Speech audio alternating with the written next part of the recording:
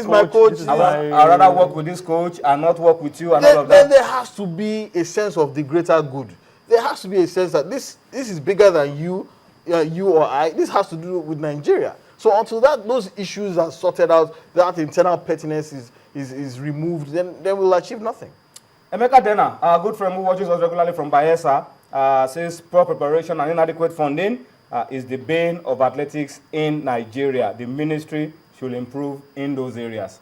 And I think really we need to do something quickly because Commonwealth Games is just a few months down the line and the Olympic Games in 2016 is also just a few years down the line. We'll come back to read some of your comments later on Twitter, but let's move on to something else that happened over the weekend. Kunle said at the beginning of the show, after many weeks of postponement and delays and arguments and all what's not, the 2013-2014 Globe Premier League season got off eventually. Only 5 games were eventually played because Nembe and Giwa couldn't play because they were told to withdraw from the league. Yeah. And then the 3 teams on the continent, Enyimba, Warri Wolves, and Bayelsa United also couldn't play. So we had just 5 games. But let's run through the results for you.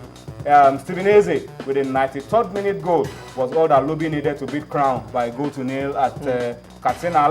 Heartland and Dolphins played out a 1-1 draw in Owerri. Aqua United needed a penalty goal to beat Gombe United in a game in which we were told that Chigozie Agbim shone like a million stars. Yeah. So that's what we talk about. It was be regular, be active, and you will improve your chances. It was only beaten via penalty. Yeah. We had Abia Warriors. This game was live on cable TV. The first time football, Premier League football, will ever be played in Umahia. It was Abia Warriors 2-0 over Kaduna United, and beautiful goal. Second goal scored by Bishop Oyundo. I mean, capped what was a good night. I'm looking forward to the Abia Derby. Abia Derby. Between what a game. They said they've already split the state into 2. There's the blue side of Abia and the red side of Abia. So blue corner and the red corner. Something like Liverpool and Manchester City. All right. And then the middle belt, the derby of the middle belt.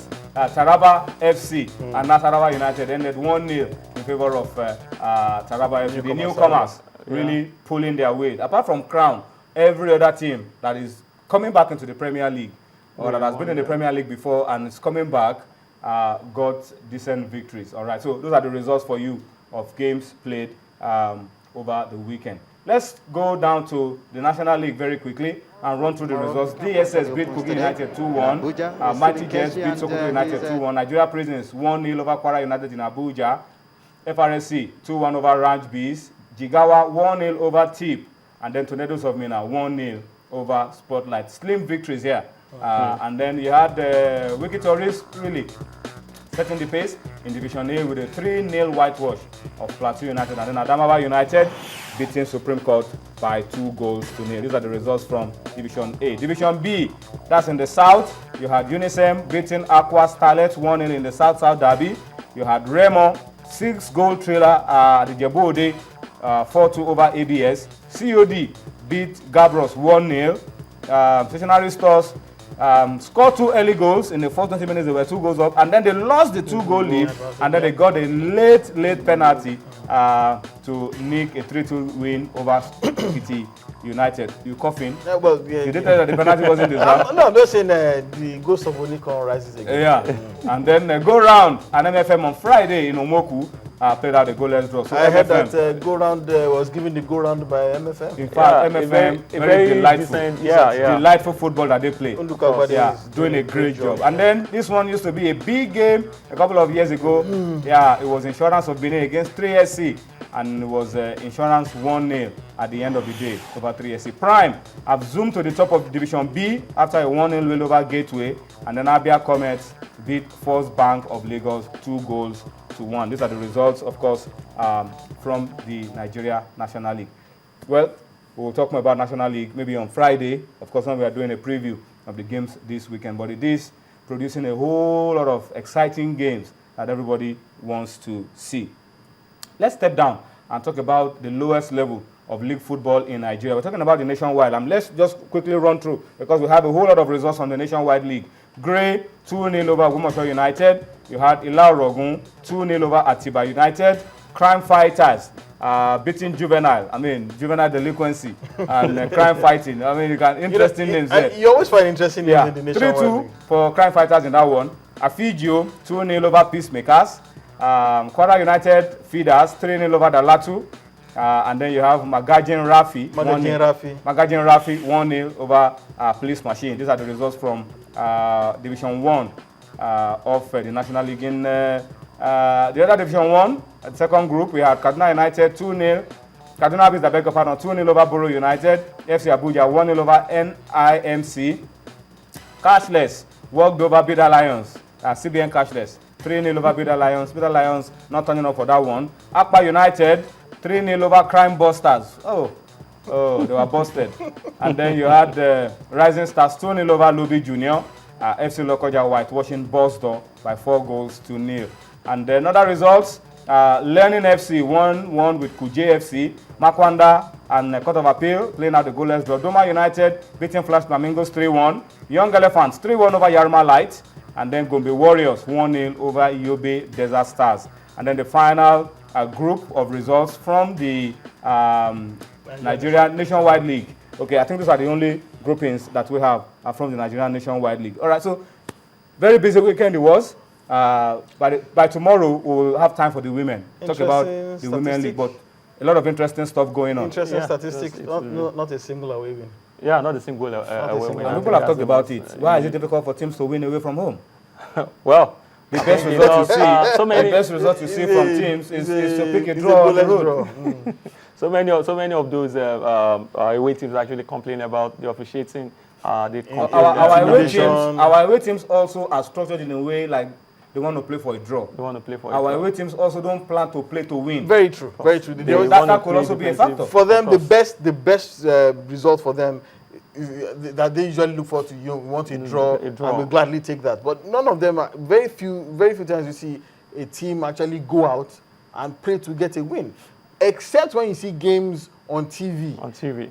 Those look a bit more balanced because the away teams know that there is plenty of plenty of attention on this game. Yes. There's very little margin for hanky-panky and all the cloak and dagger stuff. So they usually feel confident that they can go out and get something from this.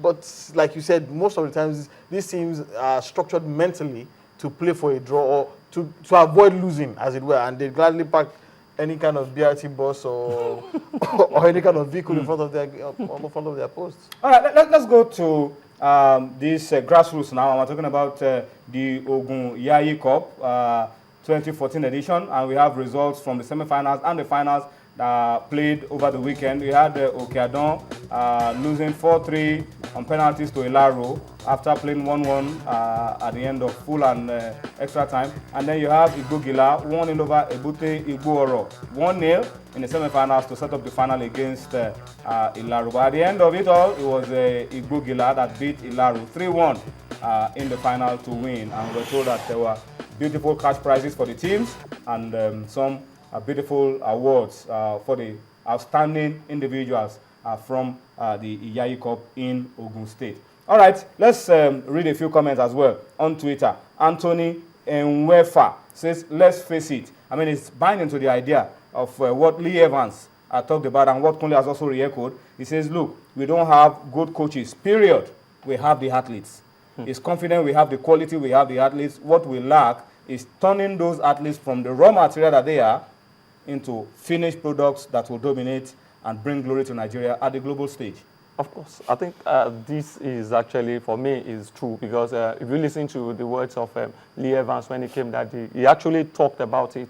And with the look of things, this is exactly what is happening right now. In the past, we used to have some top coaches in charge back in the early 90s when we used to be a force to reckon with. But right now, it's sad at the way things are at the moment. All right, we'll go on a break now. And of course, during the break, we'll bring you highlights of what happened over the weekend in the FA Cup. It was a day of upset yesterday at the Etihad. Manchester City, with all the quality, lost at home to Wigan. And of course, setting up a semi-final clash against Arsenal. And of course, you have Sheffield United and Hull City also having a semi-final at Wembley also in April. So let's bring you highlights of what happened over the weekend in the FA Cup. We'll come back, review those games, and of course talk about the big games lined up for Tuesday and Wednesday in the UEFA Champions League. Stay with us, we'll be right back.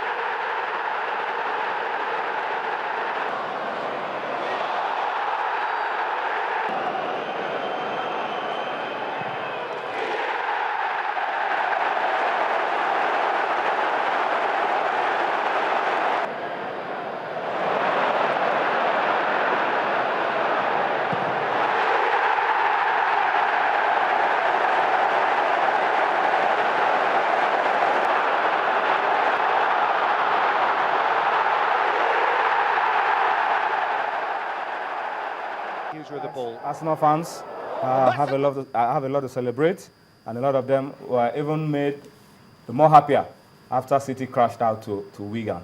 But we'll leave that for another day. Guys, Arsenal against Wigan in the first semi-final, Sheffield against Hull City. Everybody looks like it's well carved out for an Arsenal win this season in the FA Cup, but anything can still happen. Anything can definitely happen. Wigan knows how to do it. They are the defending champion, and then they can. A team that beat City. City. On the Etihad, high on confidence. Absolutely. Can't take anybody out anywhere. But I think, Tony, Arsenal do not have any excuse if they don't win a trophy this season. Yes, they have a very, very good chance of winning it. They just need to beat Wigan and wait for whoever wins that City or Sheffield, and you know, just yes. Trust me. As simple as that. Trust me. As simple as Manchester that. City said the same thing before they faced Chelsea. Before they faced Wigan. And Manchester City, they were actually gunning for a quadruple this season. Now it's fading away. It's fading the hopes are fading away. Quickly. Anyway, let's come to UEFA Champions League now. Games will be played tomorrow, and games will be played on Wednesday. But tomorrow, Bayern against Arsenal, Madrid against Milan. Both teams playing at home had already won the first leg. But anything and I can still assure happen. Arsenal that Bayern Munich will not be as easy as Everton. And of course, on Wednesday, Barcelona against City, 2-0 from the first leg for Barcelona. PSG against Bayer Leverkusen, 4-0, I think, 4-0 from the first leg. Barcelona, but Barcelona stumbled at home, stumbled away. Second loss in 3 weeks. City will fancy their chances of going there and This City something. also lost against Wigan, so definitely going into this game, of course. But I still think that Barcelona at the new camp will be a very, very difficult customer for Manchester City. But if we look at what City did the last time out, that was in the last game of the UEFA Champions League against Bayern Munich. They actually went to the Allianz Arena and handed them a loss. They had defeated Bayern Munich over there. So by virtue of that, they have a very good chance against Barcelona. But it's going to be very tough. Okay, let me wrap up the show tonight by taking the thoughts of Femi Longe at Femi Fems. He says, it's not all about coaches. What about the system itself? Until there are round pegs in round holes, let's forget about success. Talking about Nigeria and our poor showing at the World Indoor that got concluded in Poland over the weekend. That's how we wrap it up on Sports Tonight this Monday. Thank you for watching. We'll see you again tomorrow. Bye-bye now. There is the breakthrough. Blades breakthrough. Ryan Flynn tiptoed in blindside.